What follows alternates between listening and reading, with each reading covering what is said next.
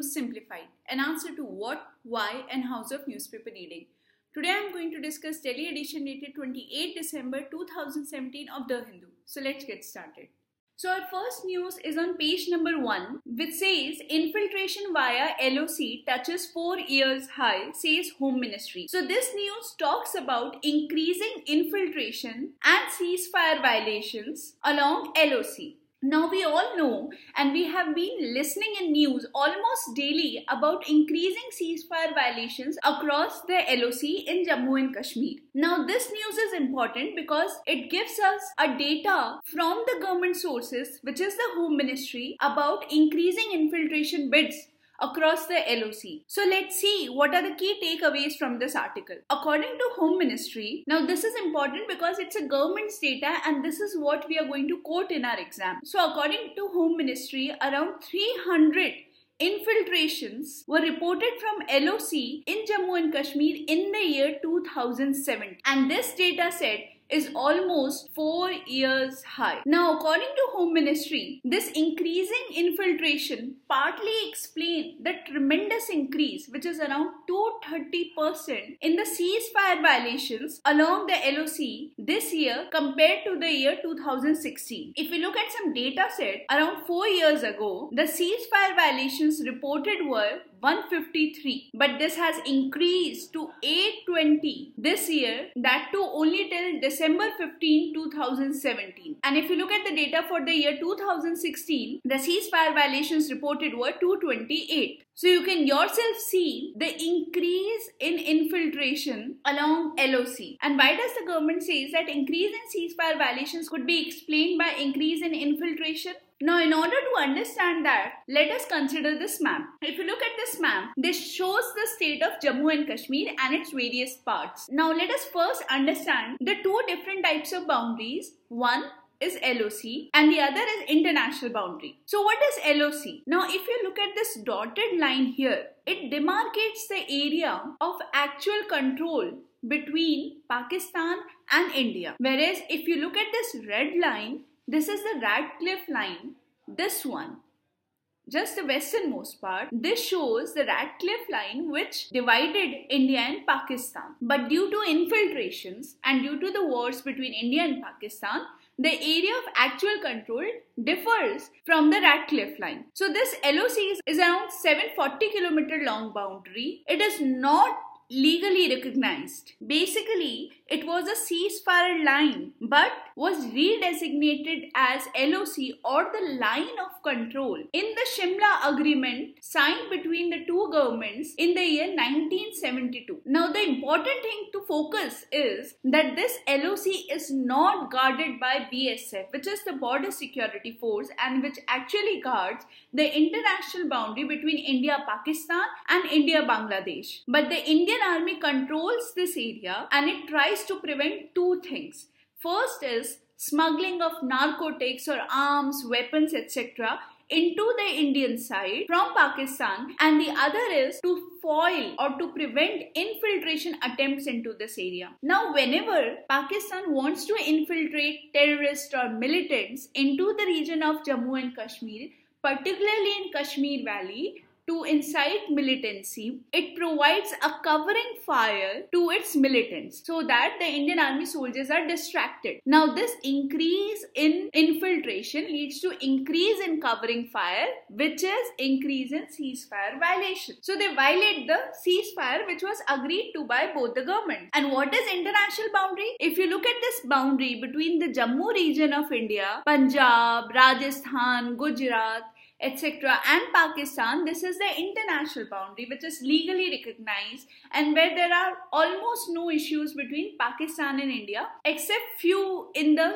Sar Creek and Kori Creek region down in Gujarat. But besides that, this is largely peaceful. But in 2016 and this year also we saw that Pakistan has been trying to infiltrate militants into the area of Punjab also, like it happened in the Pathankot air base attack and even in the Jammu region. So even on international boundary we have to be alert, and of course on the LOC, the international boundary in the Jammu region is around 192 kilometers long and it is guarded by BSF, and this LOC is guarded by Indian Army because it is a more sensitive region. So Indian Army remains in the front. In this article, I'll provide you some extra information also. If you look at this map of Jammu and Kashmir, this region is called Aksai Chin. This is controlled by China after the 1962 war, and this boundary, this dotted line, is known as line of actual control, while this dotted line is known as line of control. And this area, this shaded area, is known as Shagzam Valley, and this was gifted to China by Pakistan. So this lies under Pakistan control, and Pakistan gave it to China, so India does not effectively control this area. The northernmost point of LOC is point NJ9842. And the Indian Army guards this complete boundary. Here lies the Kargil, and here in the northernmost region lies the highest altitude battlefield of the world, which is the Siachen Glacier. So that completes this article. Let's look at this article from the exam point of view. From the exam point of view, we need to focus upon two things. First is, what is LOC? Who guards LOC? When was the LOC agreed between the two? You should read in a little detail about the Shimla Agreement because it is significant as it was signed post India-Pakistan War 1971, which had huge consequences for Pakistan. Bangladesh was formed, so you should go and study this in detail. Besides that, you need to know what is the difference between international border and LOC, who guards international border, and also from the mains point of view, you should focus upon this data because it's very important, and it shows that how 2017 has been a particularly bad year with respect to India-Pakistan relations, and which is reflected in increasing attempts by Pakistan to infiltrate militants into the Kashmir Valley, into the Kashmir region, and how ceasefire violations also have been the highest in the last 4 years and have seen tremendous increase as compared to last year. So that completes this article.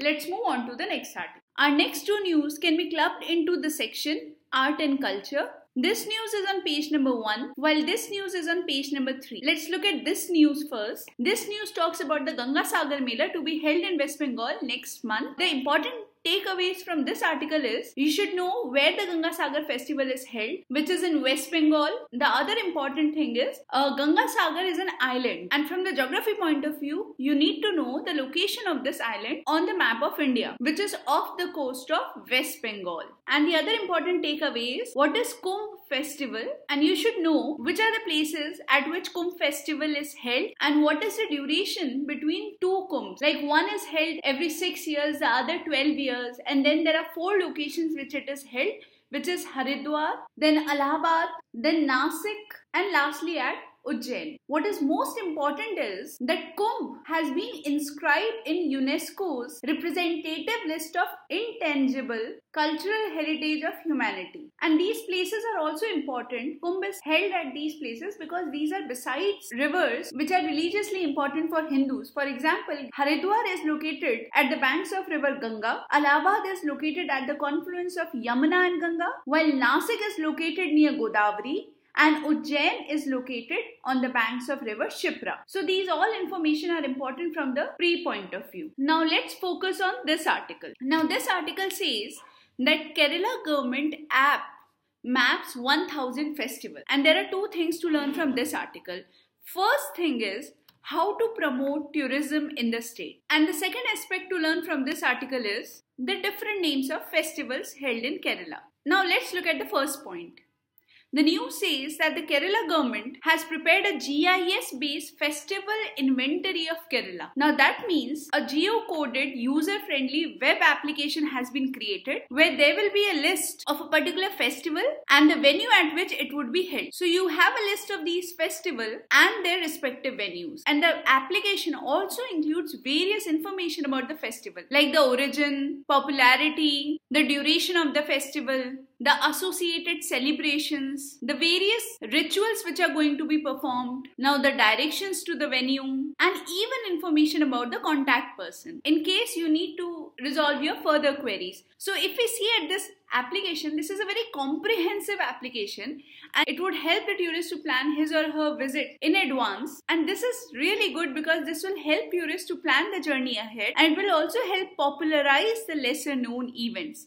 and the benefits to the state are multiple. It will increase the state's revenue from tourism, and it will also increase the employment opportunities for the local population. And the added benefit is that you will preserve your intangible cultural heritage, which is your local festivals. Now, this idea by the Kerala government to develop the web application is really nice, and it gives you an idea that you can develop similar web applications to guide tourists to various destinations in your state, or you can also guide them to state specialties. Like in this case, they have used it to provide detailed information about the various festivals, their venues, and their added information. This really reduces the tourist burden and helps increase state popularity as a tourist-friendly destination. Now, the other takeaway from this article is the various festivals which are held in the state. And if you look at this article, in the last column, you see various events like Shadow Puppetry Festival. Now, it doesn't say only puppetry, it says shadow puppetry, and shadow puppetry is quite famous in India. Different regions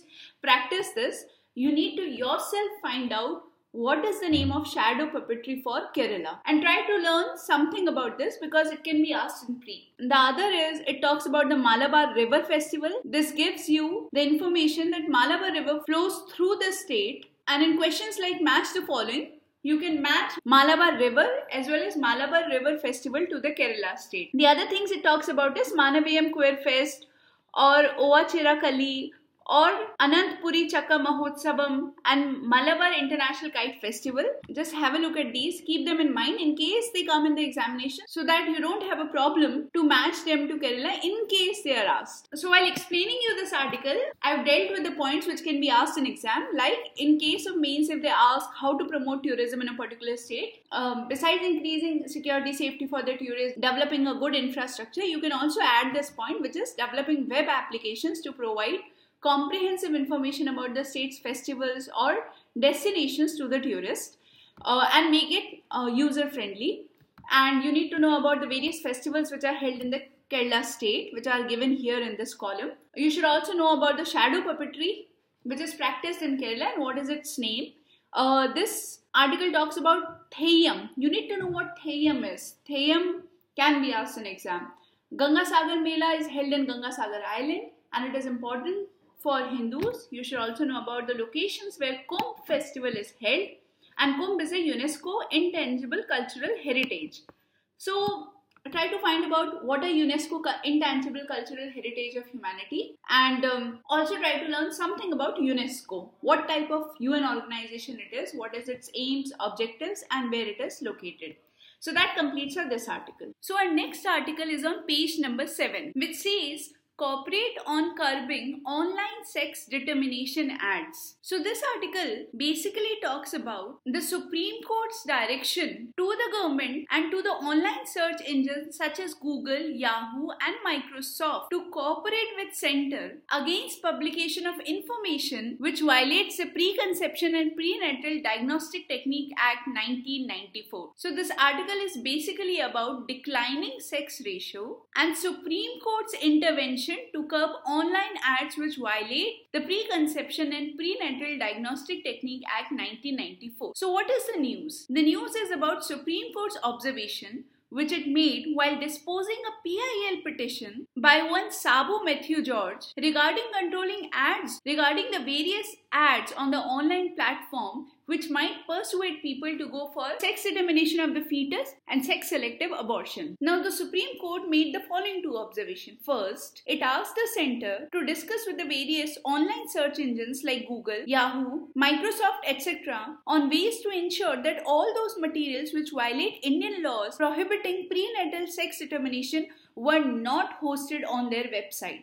This means that any ad which persuade people to go for sex determination of their fetus are not displayed on any of the websites hosted on these search engines. And the Supreme Court says that the government should control the virtual world as many are guided by inappropriate exposure to these medium, and the search engines should not oppose but cooperate to make internet a very safe place and prevent unethical practices in society which is like feticide.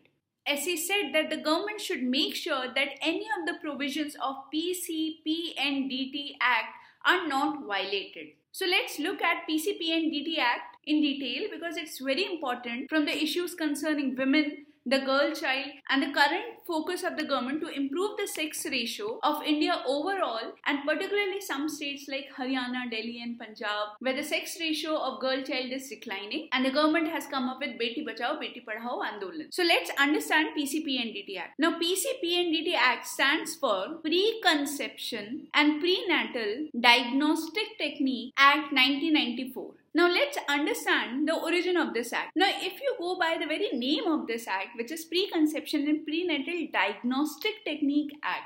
So diagnostic techniques means that you have to make sure that the diagnostic techniques such as ultrasound are not used for unethical practices like female feticide. It was observed in the early 1990s that our sex ratio, although improved from 1991 to 2001, like it went from 927 per thousand males to 933 per thousand males, but the child sex ratio has seen a sharp decline from 945 to 927, and this is worrying.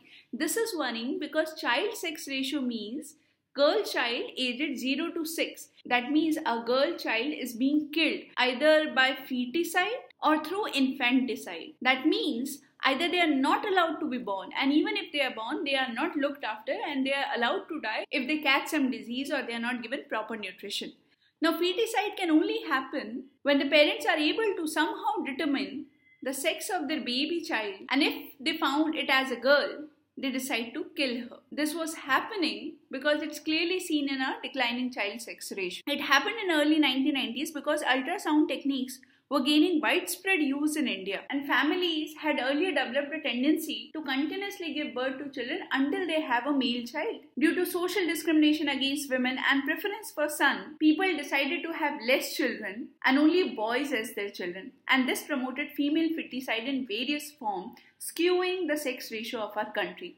This problem was very acute in states like Punjab and Haryana. So the government decided to come up with this act, Preconception and Prenatal Diagnostic Technique Act 1994. The main purpose of this act was to ban the use of sex selection techniques after a preconception and prevent the misuse of prenatal diagnostic techniques for sex selective abortion. That means we have to make sure that this baby girl is not killed in mother's womb. The salient features of this act are that it defined some of the offences under this act, and the offences were that you cannot conduct or help in conducting the prenatal diagnostic technique in the unregistered units. It prohibited sex selection on a man or women. It prohibited conducted P&D test for any other purpose other than one mentioned in the act. It also prohibited sale, distribution, supply or renting etc. of any ultrasound machine. Second is that it regulates the use of prenatal diagnostic techniques like ultrasound and amniocentesis by allowing their use only to detect either genetic abnormalities or metabolic disorders or chromosomal abnormalities, certain congenital malformations, sex-linked disorders, etc. The Act also said that no lab or center or clinic will conduct any test including ultrasonography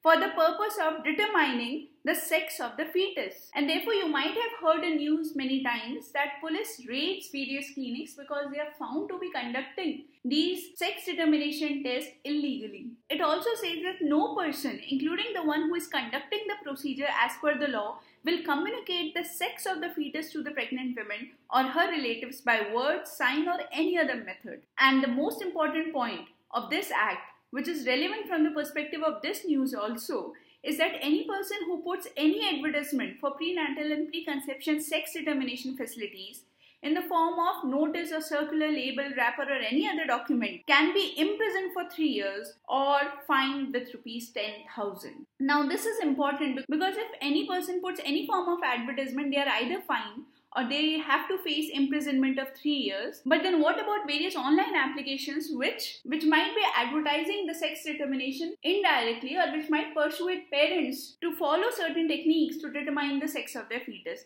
Therefore, the Supreme Court is concerned and it has urged the center to regulate such activities and asked the online search engines to cooperate with the center. Now, there was this amendment in this act in the year 2003. All the amendment did was, it first of all brought ultrasound within its ambit, and it had provisions for more stringent punishment for all these offences. And it made various stringent provisions with respect to ultrasound machines. Like, it first regulated the sale of these machines only to registered bodies. Second, it empowered appropriate authorities with the power of civil court for search, seizure and sealing the machines and equipment of the violators. So that completes our PCP and DD Act, and we have also understood how the Supreme Court tries to address its concern to both the online web search engines and the center. Now let's look at this article from the exam point of view. From the exam point of view, first we should know the PCP and DD Act in detail. We should know why it was brought in. What is the problem of declining sex ratio in India? Why the PCP and DD Act was enacted by the government? What is this current case? And is this act effective? That means, does it need to include certain things, like for example, in the current age, does it need to include the advertisement? Does it need to include the advertisement which is also hosted on the online web search engines to make it more robust and make it more suitable to the current times? That completes this article. Let's move on to the next article. Our next article is on page number 8, which says the diagnostic lens. This article or editorial focuses on encephalitis. Now, encephalitis is inflammation of the brain, and it was quite a news last year and this year, where many children died in UP's Gorakhpur district, Saharanpur district, Bihar's Muzaffarnagar, and this editorial focuses on a new research published in the Indian journal Current Science. In this new research, the scientists found that the cause of encephalitis is not always Japanese encephalitis virus as suspected usually, but a new cause, which is a wild bean known as Bada Chakunda. The researchers found that this wild bean, Bada Chakunda, is rich in anthraquinones, which are natural toxins, and this is the main culprit for causing encephalitis in the Malkangiri region of Odisha, where encephalitis is a recurring disease and was responsible for killing more than 100 children last year. Now, this Bada Chakunda grows freely in this whole region and is consumed by everyone,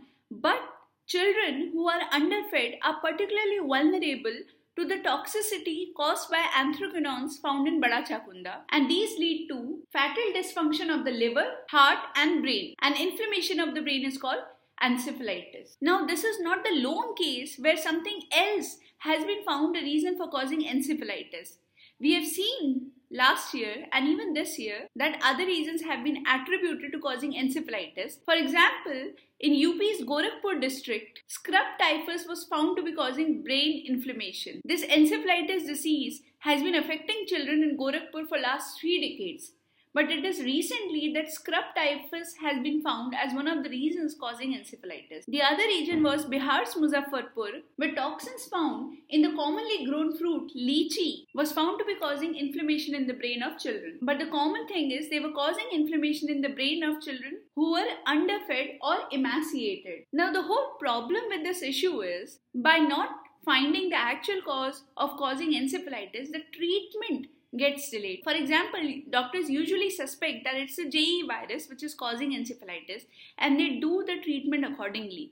But what if encephalitis is not caused by JE virus but through other reasons such as Bada Chakunda or scrub typhus or lychee? Therefore, the patient does not respond to treatment and dies. Now, the main question is, why is this happening? Why the doctors are not able to find the correct reason for encephalitis? The first reason is that JE was indeed the biggest cause of encephalitis for many decades, and therefore India's public health diagnostic machinery is completely built around this illness. But the problem is that now people are getting vaccinated for JE virus, and therefore the incidence of encephalitis being caused by JE is decreasing. And other reasons such as dengue, scrub typhus, herpes simplex and the West Nile virus have emerged as new causes. But the problem is that our investing agencies such as National Center for Disease Control, which is NCDC, and the National Institute of Virology still focus on JE, and they are not developing the toolkits to identify these reasons as causing brain inflammation, which is encephalitis. Another bigger problem why these as causes of encephalitis are not recorded earlier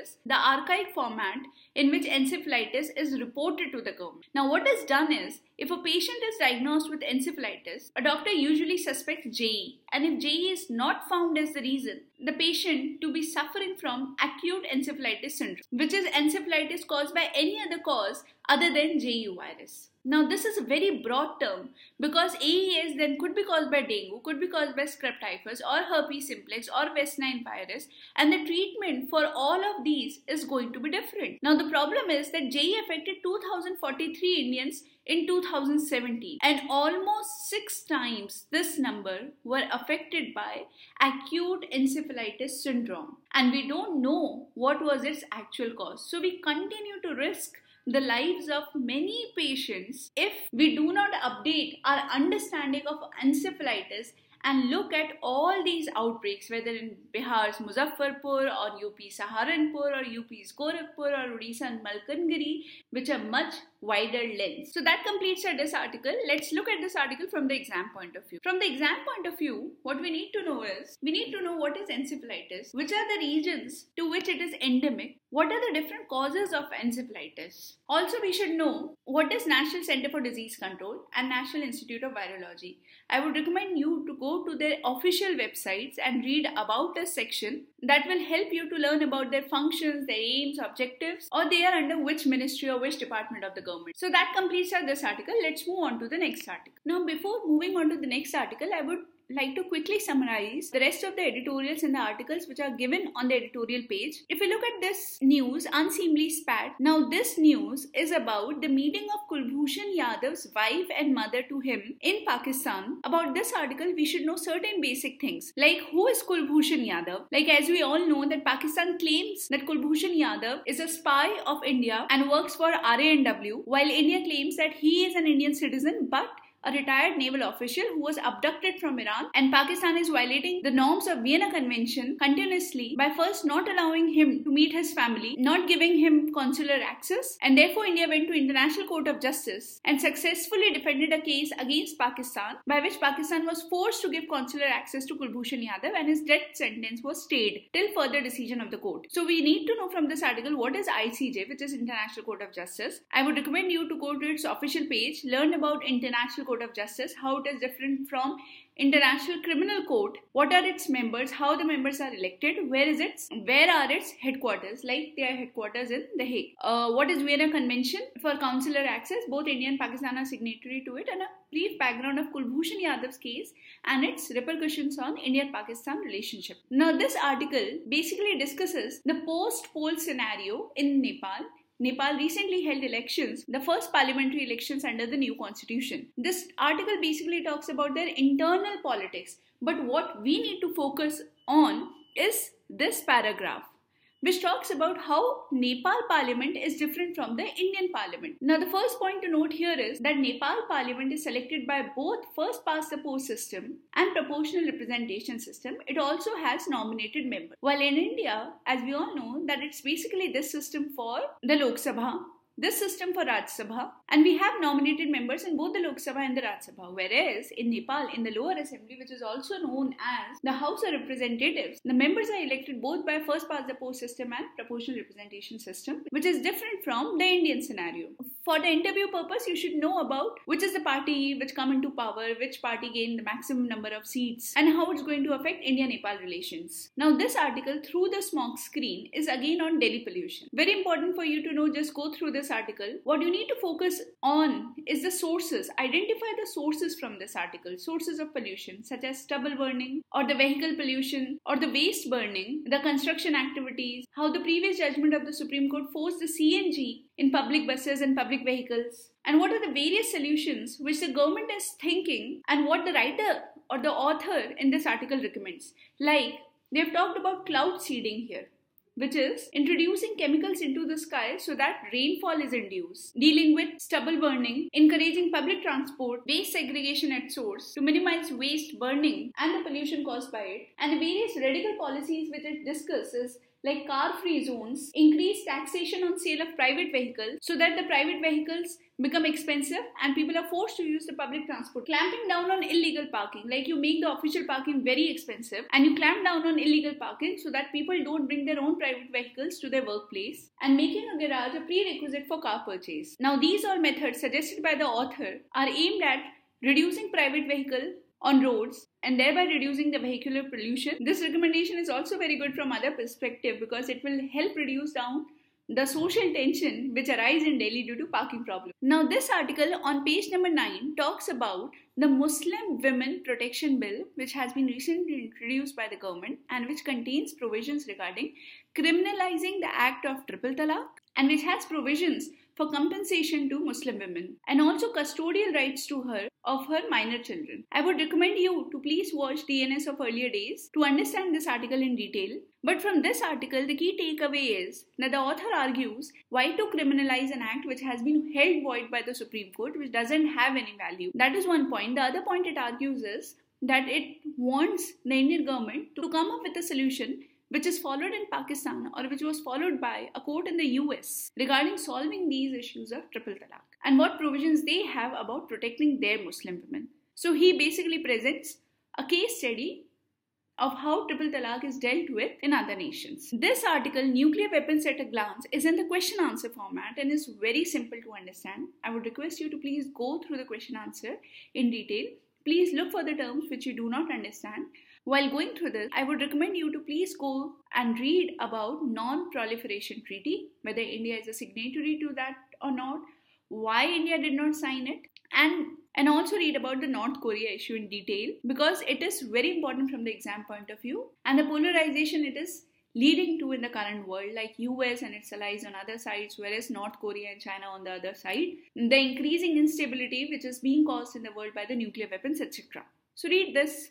Securing net neutrality. This article becomes important because net neutrality has been done away with in the US and net neutrality is an important issue in the Indian context also because TRAI has come up with guidelines upholding the net neutrality which was praised by everyone. So just go through this article. Do not ignore this. We are going to deal with Out at Sea article in detail. It says Out at Sea.